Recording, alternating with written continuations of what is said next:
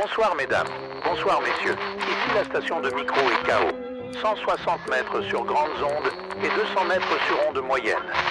Notre émission va commencer dans quelques instants. Bonjour et bienvenue dans ce nouvel épisode du podcast Micro et KO. Salut! Aujourd'hui, on va parler de surstimulation quand on est hypersensible.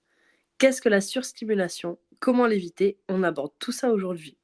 Mais avant tout, et comme d'habitude, voici notre petit disclaimer.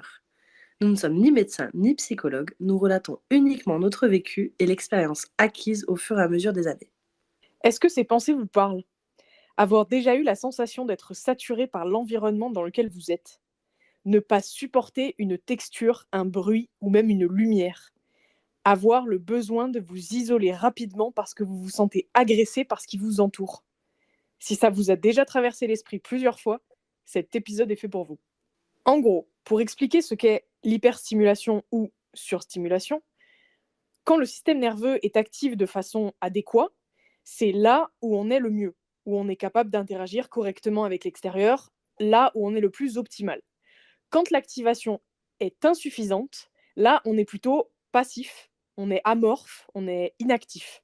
Mais quand le système nerveux est hyperactivé, donc surstimulé, là on devient complètement embrouillé, on peut même être maladroit, avoir du mal à réfléchir, et même avoir une conversation claire et cohérente, ça devient difficile. On peut facilement perdre les pédales, manquer de coordination avec son corps, et surtout, on s'énerve vite. On a du mal à gérer nos émotions.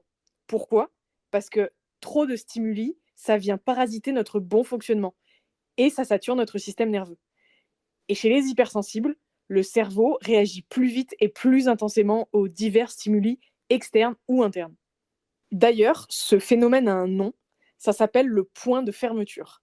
C'est le médecin russe Ivan Pavlov qui l'a découvert. En fait, il a déterminé que le seuil de tolérance à diverses stimulations varie selon les différences de tempérament. Donc chez quelqu'un, plus le seuil de fermeture va être atteint rapidement, plus ça veut dire que cette personne a un système nerveux totalement différent des autres. Ce qui est donc souvent le cas chez les hypersensibles selon les situations. Donc maintenant que vous savez un petit peu plus ce que c'est la surstimulation, on va parler un petit peu des déclencheurs. Il peut y avoir plusieurs déclencheurs. On va parler d'abord, premièrement, des facteurs internes. Donc, quand on parle de facteurs internes, ça va être des choses qui vont se passer à l'intérieur de nous et qui vont pouvoir déclencher une surstimulation. Donc, ça va pouvoir être une sensation de faim ou de soif, une douleur physique, une tension musculaire, des pensées ou des ruminations, un dialogue interne qui tourne en boucle, des souvenirs qui vont être réactivés. Tout ça, ça va venir engendrer une insécurité et une tension intérieure qui va pouvoir engendrer une surstimulation. Évidemment, tous les facteurs que je vais citer maintenant, ça va être une liste non exhaustive. On est encore une fois tous différents. Ce qui va me surstimuler à moi ne vous surstimulera pas à vous. On essaye de vous donner un maximum d'exemples pour que vous puissiez vous reconnaître. Et donc, du coup, on va passer aux facteurs externes. Ça va pouvoir être des bruits, trop forts ou pas assez, des odeurs en particulier, une pollution visuelle, de la foule, des vêtements trop serrés ou peu agréables à porter, une musique désagréable, les étiquettes des vêtements, mais parlons-en, des lumières trop fortes, des lumières stromboscopiques, etc. Et ensuite, il va y avoir d'autres choses, notamment un contexte qui peut également emmener une surstimulation. Par exemple, ça peut être une conversation, une attitude ou un comportement chez quelqu'un qui vont venir réactiver un souvenir ou une sensation qui a provoqué une forte émotion chez nous à un moment donné dans notre vie. Ou alors, ça va être des choses un petit peu plus subtiles, comme par exemple l'énergie d'un lieu ou d'une personne, l'ambiance au sein d'un groupe, les changements d'attitude ou de comportement qui vont changer chez quelqu'un et qu'on est capable de capter parce qu'on est hypersensible et qu'on a des super pouvoirs. Tout ça, ça peut amener une surstimulation et venir engendrer un inconfort, une suractivation de notre système nerveux et des sensations qui vont être vraiment très désagréables. Tous les facteurs internes, externes ou alors les contextes que j'ai cités un petit peu avant peuvent amener une surcharge sensorielle. Cette surcharge sensorielle, selon notre niveau d'énergie, notre état de fatigue et notre histoire, peut réactiver en nous certaines sensations ou certains comportements. Quand on est en surcharge sensorielle ou qu'on est surstimulé, il y a plusieurs symptômes qui peuvent se déclencher, comme par exemple une irritabilité, une attitude de repli sur soi, éviter de toucher quelque chose ou d'être touché. Il y a des bruits également qui vont nous affecter mais qui n'affecteront pas les autres. On peut avoir aussi tendance à se couvrir les yeux quand une lumière va être trop vive ou se boucher les oreilles quand un son va être trop fort. On peut également avoir tendance à changer d'activité très régulièrement, à être déconcentré facilement, à avoir de l'hyperhidrose. Donc ça va être le fait de transpirer beaucoup quand on est en surstimulation ou qu'on commence à avoir un petit peu d'anxiété. On peut développer des tensions musculaires, une fatigue importante, des difficultés avec les interactions sociales et des problèmes de concentration. Donc ça, c'est encore une fois une liste non exhaustive de tous les symptômes que peut apporter une surcharge sensorielle due à une surstimulation. Moi, combien de fois dans mon quotidien ça m'arrive d'être d'un coup très gênée par quelque chose et de voir que je suis la seule à qui ça pose autant de problèmes, c'est horrible. Du coup, je me rends bien compte que la plupart des gens ne ressentent pas la vie comme moi je la ressens. Quand je suis surstimulée, ma réaction, elle va aussi dépendre de quel est le type de stimulation que j'ai. Par exemple, si je suis dans un groupe de personnes et que je dois suivre plusieurs conversations en même temps, que derrière il y a un fond, avec de la musique, d'autres gens qui parlent, les gens qui se déplacent et cetera. Ça va plutôt me générer une anxiété, je vais avoir les mains moites, je me sens désorientée, genre, style évanouissement, quoi. Alors que si, par exemple, j'entends des gens marcher au-dessus de moi à répétition pendant 10 minutes, ça va plutôt m'énerver profondément. Je vais me sentir, saturée. Le bruit, en fait, il va devenir une obsession. Donc là, je vais plutôt avoir chaud, je vais être tendue, le moindre truc va m'énerver après. Et si à l'inverse, par exemple, je sais pas moi, je casse un œuf par terre sans faire exprès, puis après, je me cogne la hanche dans le meuble en voulant ramasser, puis après, je me rends compte que j'ai plus d'œufs et que je dois annuler la recette que j'étais en train de faire. Ça, par contre, je peux pleurer instantanément de frustration et de tristesse. Et du coup, c'est vrai que mes réactions, elles sont très éclectiques et je pense que c'est normal et qu'on est tous différents. Et c'est aussi fascinant du coup de voir quoi va déclencher qui et pas l'inverse et comment aussi ça va se traduire en fait selon les gens.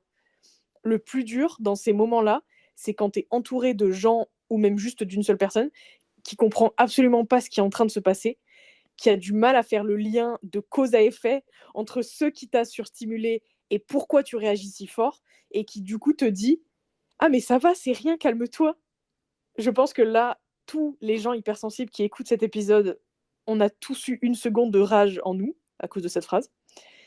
Ou alors aussi des gens qui, au lieu d'être juste là pour toi, pour te soutenir et tout, pensent qu'en fait, tu te mets dans un état pareil parce que tu n'as pas trouvé de solution au problème, et donc commence à essayer de te trouver des solutions dans tous les sens en se disant que ça va te calmer, alors qu'en fait, tu es aucunement disposé à entendre des solutions. Toi, tu veux juste évacuer ta saturation et ça te surcharge encore plus. C'est vraiment difficile ces moments-là. C'est difficile aussi de faire comprendre ça aux autres, en fait, de mettre des mots clairs et digestes pour des gens qui ne vivent pas la situation. Moi, je trouve qu'on se sent très vite incompris et selon les ouvertures d'esprit des gens à qui on en parle, ça peut aussi, je trouve, se transformer en incompréhension, puis à de la critique ou à du jugement. Et ça, je trouve que ça forge encore plus le sentiment de décalage et que ça donne l'impression un peu comme une voie sans issue. Moi, il y a pas mal de choses externes, du coup, avec lesquelles j'ai vraiment du mal. Je vais pas tous les citer maintenant parce qu'on n'a pas fini. Mais déjà, les bruits forts ou les bruits répétitifs, ça fait monter une colère en moi assez rapidement et assez haut. Par exemple, si je suis en voiture et que je dois rouler les vitres ouvertes parce que la clim marche pas, le bruit des camions qui passent à côté de mon oreille, je suis obligée de me boucher l'oreille parce que c'est pas possible, quoi. Le bruit des travaux, je peux tuer quelqu'un, je pense, parce que ça combine les décibels plus la répétition. Franchement, si j'ai un conseil à donner, c'est achetez-vous des casques ou des écouteurs anti-bruit, vous allez me remercier. Les fortes lumières aussi, ça me pète les yeux. Je suis incapable d'ouvrir les yeux sur une photo face au soleil. Du coup, ou j'ai les yeux fermés, ou alors on dirait que je viens de sniffer de la drogue en cachette parce que j'ai les yeux éclatés, qui commencent à pleurer, et comme j'arrive pas à me maîtriser, je suis défigurée sur la photo. Du coup, il faut la recommencer 14 fois. Il n'y en a pas une de bien. Laisse tomber, c'est un enfer. Je suis incapable de conduire quand il y a du soleil sans lunettes de soleil. Imagine ce que je fais pendant les photos, je fais pareil au volant. La fille, c'est un danger public.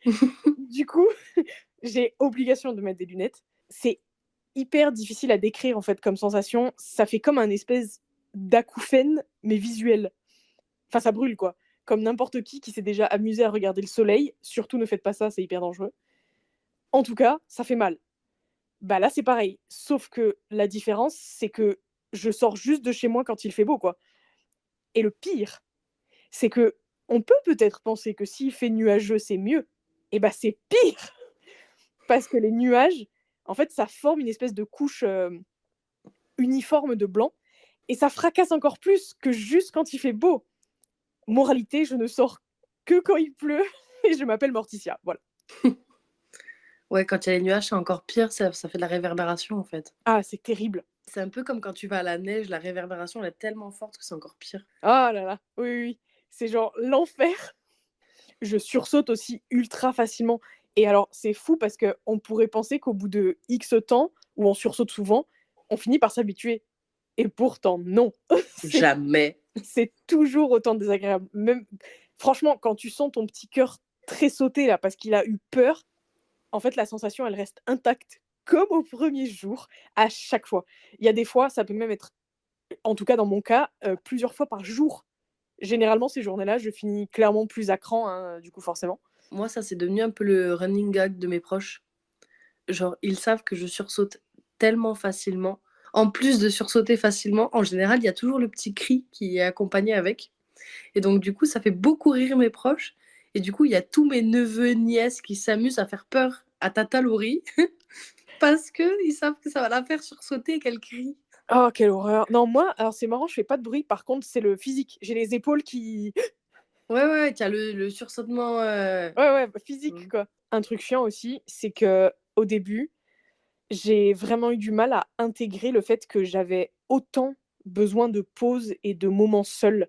Je comprenais même pas comment c'était possible humainement pour les autres personnes d'être autant stimulées et de pas prendre de pause, quoi.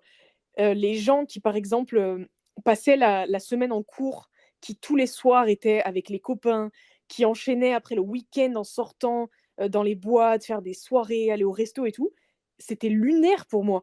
Moi, à la fin d'une journée, j'avais qu'une envie, c'était d'être chez moi, de pouvoir souffler, de pouvoir décharger tout ce que j'avais emmagasiné toute la journée et de pouvoir avoir le luxe de choisir dans quel environnement je voulais être. Donc, est-ce que je mettais la musique? Si oui, quel genre? Plutôt douce? Plutôt mes meilleures musiques? Ou plutôt pas de musique du tout? Silence total? Ou alors ouvrir les fenêtres pour entendre un peu la vie extérieure et tout? Et pareil avec les lumières, selon mes besoins, est-ce que j'allais me faire une petite ambiance particulière ou non? Enfin bref, chez moi, c'est le seul endroit où je suis capable de modeler l'environnement à moi et pas l'inverse. Et ça fait un bien fou. Et en fait, j'ai fini par accepter ça parce qu'au final, quand je me rends disponible pour les autres, c'est que je suis vraiment disposée à ça. Et donc, je le fais en étant très investie et très sincèrement. Et c'est comme ça que je fonctionne en fait. Parce que je sais très bien que si je respecte pas mon fonctionnement, je finis vite en grosse anxiété. Et si je l'écoute pas, ça se transforme ou en burn-out ou en dépression. Donc pour moi, c'est primordial. La question du coup, c'est de savoir, est-ce qu'il faut se forcer à supporter la surstimulation? Moi, pour le coup, je pense que c'est un équilibre à trouver qui est propre à chacun. Selon moi, le secret, c'est d'avoir une très bonne connaissance de soi, savoir physiquement et émotionnellement ce qui nous dérange.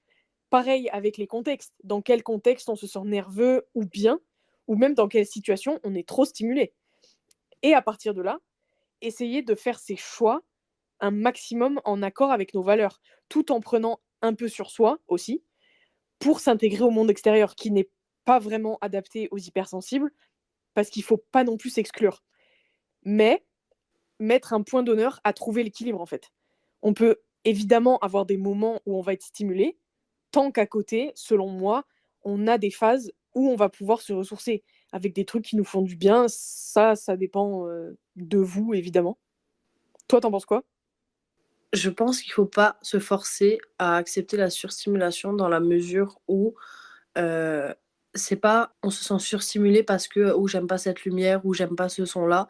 C'est en fait quand on se sent surstimulé en tant que personne hypersensible, c'est vraiment que notre système nerveux, il est arrivé un petit peu au bout de ce qu'il pouvait supporter et donc du coup c'est vraiment, une réaction interne qui fait qu'on ne supporte plus et que notre corps, il nous envoie un petit peu comme des alarmes qu'on a besoin de repos et de calme et on a besoin de se ressourcer. Donc pour moi, non, il faut surtout pas se forcer. Mais par contre, il faut pas non plus totalement se couper du monde parce que après, en fait, c'est pire. Et pour l'avoir expérimenté, hem, en fait, j'ai eu une période où moi, je me sentais hyper, stimulée tout le temps, partout et donc du coup, je me suis dit: «Je vais me prendre quelques jours, 1 semaine, 15 jours chez moi, tranquille, vraiment pour me ressourcer et cetera» et en fait, ça a été encore pire parce que quand j'ai dû «réaffronter» entre guillemets le monde extérieur, bah, tout m'agressait 2 fois plus vu que j'avais perdu l'habitude.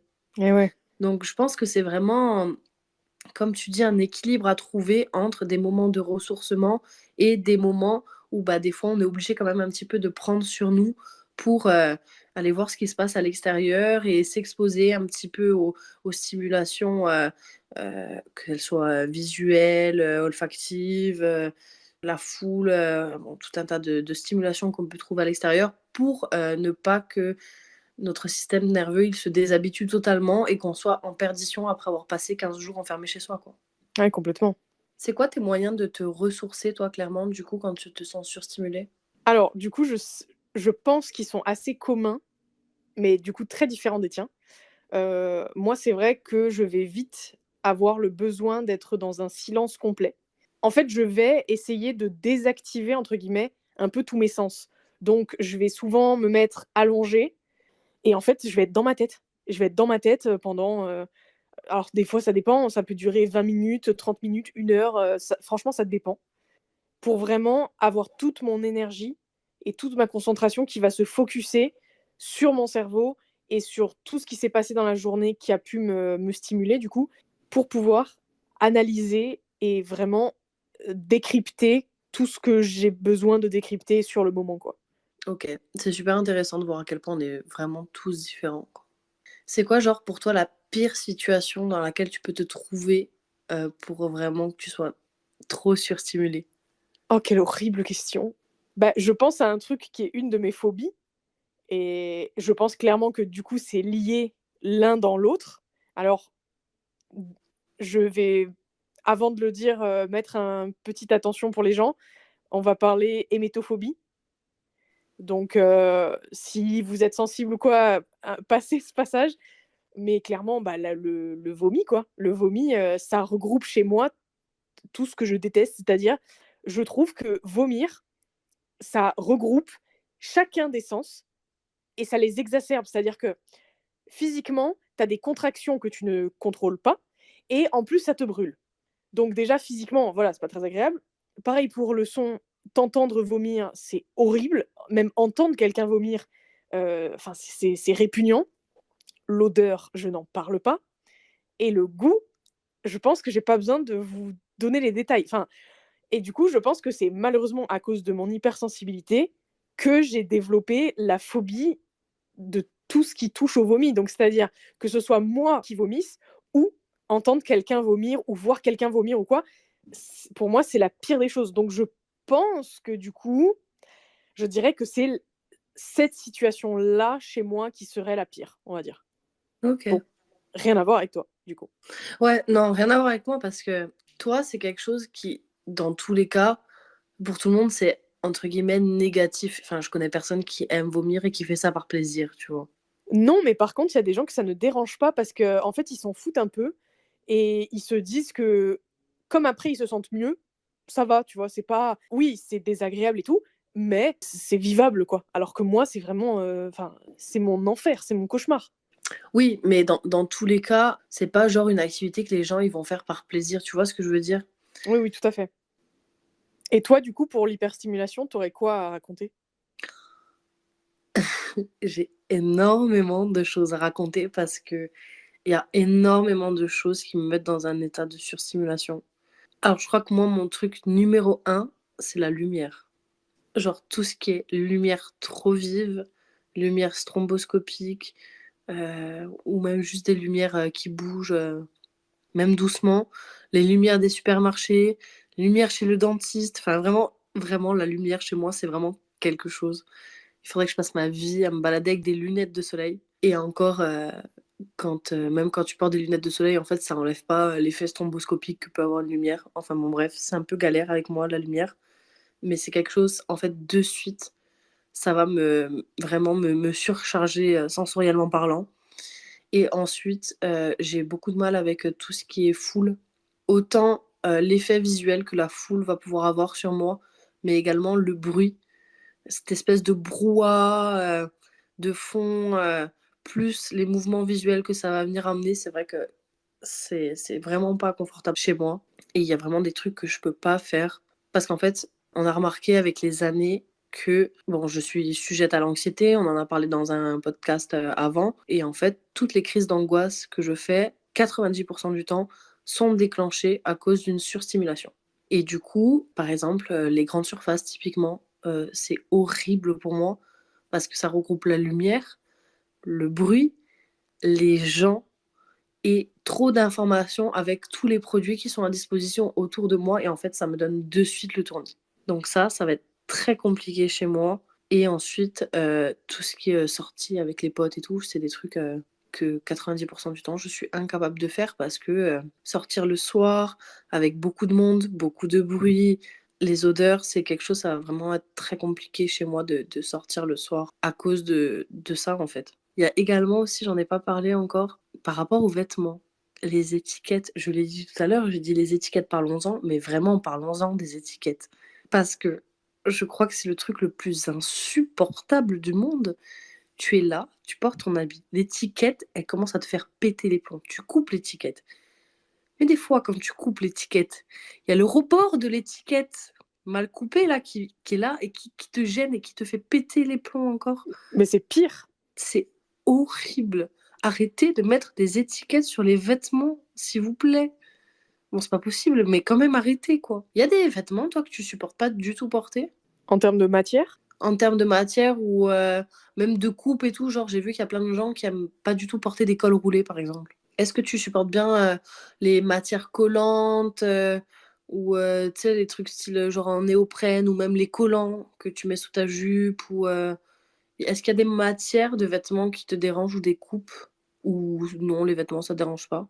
alors c'est très marrant, les vêtements ne me dérangent pas, mais par contre, il va y avoir des situations très particulières qui vont me faire péter des câbles. Genre, dans le lit, si j'ai par exemple un bas de pyjama, donc un pantalon pyjama, et que je me tourne et que mon pyjama s'accroche dans la couette, et que du coup ça rend le mouvement plus difficile parce qu'il me retient, et que quand je suis tournée, le pyjama, il est à l'envers parce qu'il est resté de l'autre côté, ça me fait péter un câble. De sentir que, tu sais, le derrière et devant, le devant et derrière, que tout a tourné, mais que toi, à l'intérieur, tu as aussi... Ah, c'est ça peut me tuer, ça peut me réveiller tellement ça m'énerve.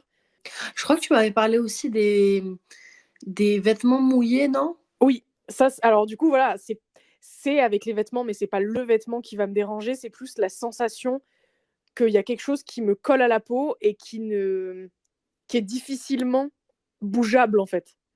En fait, c'est le même principe, hein, du coup, sauf que là, au lieu que ce soit sous la couette, c'est que l'effet mouillé rend le vêtement collant. Ok. Sinon, après, en termes de matière, mais c'est pas pour la sensorialité, c'est pour le son. Ça, vraiment, ça me fait crisper. J'ai tout mon corps qui se crispe. C'est exactement comme les gens, par exemple, les ongles sur les tableaux, les fourchettes dans les assiettes. Bah moi, ma kryptonite, c'est les tentes de camping, les kawaii, cette texture-là. Si par exemple, il y a quelqu'un qui passe ses ongles ou ses doigts sur la texture, rien que de l'imaginer, ça me... Ah, je déteste ça. Donc du coup, forcément, porter, par exemple, un kawaii, c'est pas possible pour moi, quoi, parce que quand tu bouges les bras, tu sais, quand tu marches ou quand tu fais quelque chose, et ben t'entends ce son. Et ce n'est pas possible. Physiquement, ce n'est pas possible pour moi. Donc ça, je dirais à la rigueur que c'est ce qui se rapproche le plus. Mais sinon, c'est vrai qu'en termes de vêtements, j'ai quand même pas mal de chance. Il y a rien qui me dérange trop, quoi. OK, bah, c'est super intéressant. Moi, je sais qu'à part les étiquettes, il n'y a pas grand-chose qui me dérange niveau vêtements, si ce n'est que, par exemple, bah, tout à l'heure, je donnais l'exemple des cols roulés. Alors les cols roulés, moi, je sais que je vais les supporter, mais il faut vraiment pas du tout qu'ils soient très serrés au niveau du cou. Il faut que je puisse largement, passer mes doigts et pouvoir l'écarter de mon cou hyper facilement, en fait. Par contre, moi, pour me ressourcer, contrairement à toi et contrairement à beaucoup d'hypersensibles que je connais autour de moi, j'ai pas besoin, de m'isoler totalement les sens. J'ai pas besoin de me mettre dans le noir, sans bruit. En fait, c'est quelque chose qui va plus m'angoisser qu'autre chose si je fais ça.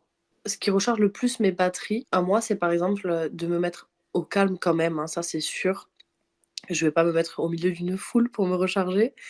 Mais par exemple, je vais me mettre au calme, je vais mettre une petite musique et je vais faire des activités créatives, de la peinture, du dessin. Ça, c'est quelque chose qui me permet de vraiment me recharger émotionnellement parlant et même physiquement d'ailleurs. Tout ce qui est activité créative, ça va me permettre de me mettre en off, de me mettre au calme et vraiment de... Et d'un côté, ça va me recharger émotionnellement et physiquement, et d'un autre côté, ça va décharger tout ce que j'ai accumulé dans la journée en fait. Ouais, je vois très bien. J'ai déjà essayé de me mettre dans le noir et tout, sans bruit, sans stimulation, visuelle et cetera, et c'est quelque chose qui est plus source d'anxiété. Toi, du coup, c'est quoi le pire déclencheur, pour ta surstimulation que tu pourrais avoir? Le pire truc pour moi en tant qu'hypersensible, je suis désolée, je me répète peut-être, mais on en a parlé dans le podcast, lié à l'anxiété, et je disais que vraiment, enfin, c'est même toi qui disais: «C'est le boss final pour toi», je sais pas si tu te rappelles? C'est les concerts, et c'est pour ça tout à l'heure que je disais, toi, la limite, le vomi, OK, c'est quelque chose qui est, quand même, c'est pas quelque chose qu'on fait par plaisir, c'est quelque chose qui est un peu désagréable pour tout le monde. Alors on est d'accord que quand je dis un peu désagréable, je minimise pas du tout l'hémétophobie, hein. C'est juste, je dis ça dans le sens où c'est pas quelque chose qu'on fait par plaisir de vomir, mais les concerts, normalement, on y va pour le plaisir, pour se détendre, pour écouter de la bonne musique et tout, du moins la musique qui nous plaît, et moi, je sais que vraiment, les concerts, c'est mon boss final. C'est vraiment, ça rassemble tout ce que je ne supporte pas. Les lumières trop vives et qui clignotent ou stromboscopiques, un bruit extrême parce que les sons, ils sont hyper forts pendant les concerts, la foule, enfin vraiment, c'est tout ce que je ne supporte pas. Les concerts, c'est ça, et à moindre échelle parce qu'on va pas quand même en concert tous les jours de notre vie. À moindre échelle, les supermarchés, quoi. OK. Pour le coup, les concerts, je sais qu'il y a des gens qui se protègent les oreilles quand même parce que effectivement, comme tu l'as dit, le son est très fort et en fait, tu trop fort. C'est trop pour nos tympans et c'est pas bon. Du coup, si tu assistes à beaucoup de concerts, faut vraiment faire gaffe. C'est vraiment pas des trucs à prendre à la légère et du coup, il y a des gens qui vont au concert avec des casques anti-bruit. Oui, ou avec des bouchons d'oreilles aussi, j'ai Tout à vu. fait. Ouais. Mais Donc ça peut-être enlève que pas le problème, de la foule, des lumières, bien enfin, il sûr. faudrait que j'y aille avec, des bouchons anti-bruit, un masque sur les yeux, et non, c'est pas possible, quoi. Donc finalement, n'y va pas. Voilà, tout à fait. Du coup, je pense qu'on a un petit peu fait le tour sur la surstimulation, les déclencheurs et un petit peu, nos parcours à nous vis-à-vis de ça. Ça serait cool qu'on aborde les techniques un petit peu pour, nous soulager et pour nous aider en tant que personne hypersensible qui peut vite être surstimulée. Donc la première technique, ça va être de se mettre en pause et de se scanner. C'est-à-dire, dans la journée, de prendre un petit moment et de se poser et de se demander comment je me sens émotionnellement, est-ce que ce que je fais actuellement est bien pour mon bien-être, quels sont les déclencheurs auxquels je dois faire face, et du coup comme ça, plusieurs fois dans la journée, de se mettre au calme et de se poser ces questions. Ça permet de faire un petit point rapidement, de voir où vous en êtes, comment vous vous sentez, etc. C'est une bonne manière de mieux adapter vos journées. Pour le deuxième conseil, vous pouvez prendre soin de votre hyperesthésie, donc c'est-à-dire l'hyperstimulation de vos sens. Vous pouvez essayer de diminuer l'hyperstimulation de vos sens en adoptant des réflexes qui sont simples. Par exemple, essayer de porter des bouchons d'oreilles ou des casques audio dans les environnements bruyants, couper les étiquettes de vos vêtements, choisir aussi des vêtements qui sont confortables et qui sont d'une matière agréable à porter pour vous. Vous pouvez aussi porter des lunettes de soleil quand la luminosité, elle est trop forte ou même alors ça, personnellement, je ne suis pas concernée, c'est même plutôt l'inverse, mais je pense que du coup, ça doit aider certaines personnes. Utilisez une lessive à l'odeur neutre. Vous pouvez aussi essayer d'éviter un maximum les lieux qui sont enfumés, éviter les boissons ou les plats qui sont trop chauds ou trop froids. Il y a plein de techniques comme ça qui sont assez simples et en vrai, c'est vrai que ça demande un petit côté imaginatif et créatif parce qu'il faut quand même avoir l'idée, mais on peut du coup adapter son quotidien pour préserver vos sens, en fait, un maximum, à votre échelle. Troisième petit outil également, ça va être plusieurs fois dans la semaine de s'aménager des plages horaires, des espèces de temps calmes en fait. Alors, pour des personnes comme Chloé, vous allez avoir besoin pour vous ressourcer de vous mettre dans un environnement calme, sans bruit, sans lumière, afin de vous recharger un maximum et de couper tous vos sens le temps de recharger vos batteries.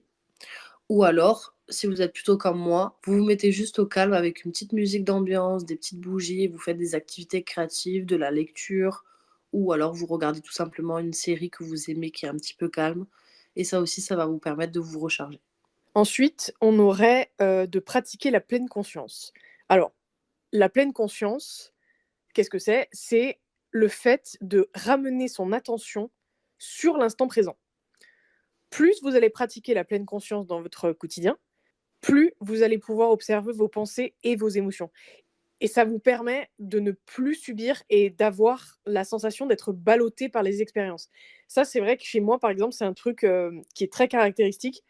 C'est exactement ça, en fait. J'ai un peu ce problème-là, c'est que je me sens vite débordée par un peu tout et rien et donc j'ai vite cette sensation de me sentir, complètement spectatrice de ce qui est en train de se passer et plus du tout actrice du moment et c'est vrai que pour ça, la pleine conscience, c'est vraiment efficace.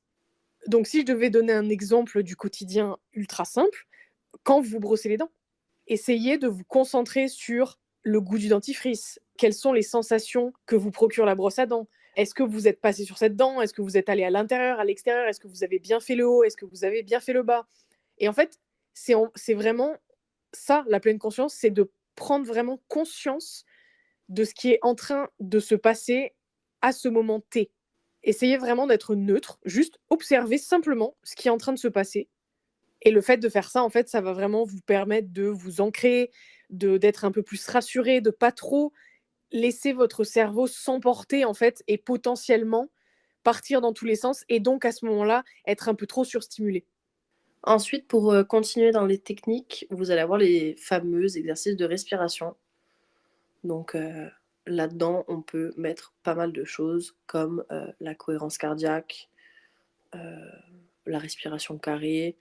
On peut même y ajouter un petit peu de méditation. En fait, tous ces exercices-là vont vous permettre de vous concentrer uniquement sur votre respiration, de ne pas laisser votre cerveau divaguer et d'évacuer toute la surstimulation que vous avez pu accumuler au cours de la journée. Donc les exercices de respiration, c'est vraiment un outil assez cool en vrai. Un truc qu'on dit souvent aussi, mais c'est vrai que c'est assez essentiel, mais ça n'en reste pas moins très difficile, c'est apprendre à dire non. Oser dire non, ça va permettre de vous affirmer et en fait de poser des limites qui vont être saines pour vous, pour pouvoir mieux se respecter et éviter de supporter quelque chose qui, en réalité, bah, use vos forces et votre patience et du coup va vous surstimuler en fait au final. Donc il faut pas succomber en fait à la justification aussi quand on dit non. Vous avez juste le droit de faire des choses qui vous font du bien. Et en fait, faut se dire aussi que dire non aux autres, dans un sens, c'est se dire oui à soi-même. Et en fait, vous êtes la priorité. Donc, dans un sens, c'est ce qui est le plus important. Je vous donne un exemple. Vous venez de passer votre journée au boulot ou à l'école ou autre, et un collègue à vous vous appelle pour vous proposer d'aller boire un coup après le boulot. Mais vous, au fond, vous savez que vous en avez absolument pas envie et que la seule chose que vous voulez, c'est rentrer chez vous pour être tranquille, pour vous ressourcer et tout. Dans ces cas-là, il faut que vous osiez dire non, en fait. Et c'est pas grave, c'est OK. Et vous allez voir que vous ne vous emporterez que mieux, en fait. Parce que d'une part, vous vous serez écouté, et donc, clairement, vous allez être bien avec ce choix-là. Et d'une autre part, vous allez potentiellement aussi être un peu fiers de vous parce que vous aurez enfin réussi à vous faire passer en priorité et à écouter vos besoins, en fait. Et ensuite, et pour terminer, comme dernière technique, on va voir l'activité physique, qui est un grand classique de toutes les techniques, je crois, qu'on peut retrouver pour tout ce qui est bien-être et santé mentale en général. L'activité physique, dans ce cadre-là, elle va vous permettre d'évacuer toutes les émotions que vous avez pu accumuler au cours de la journée, de décharger un maximum ces émotions. Ça va vous apporter beaucoup de calme et de bien-être et ça va vous permettre de vous recentrer tout en ayant les bénéfices en fait que vous allez avoir qui sont liés à l'activité sportive, toutes les sécrétions d'hormones qui sont associées à l'activité sportive. Donc, faites du sport, c'est bon pour la santé, c'est bon pour votre tête. Voilà, cet épisode touche à sa fin. On espère qu'il vous aura plu. On vous dit à lundi 6h pour un nouvel épisode du podcast Micro et KO. En attendant, n'hésitez pas à nous suivre sur nos réseaux sociaux, TikTok et Instagram Micro et KO.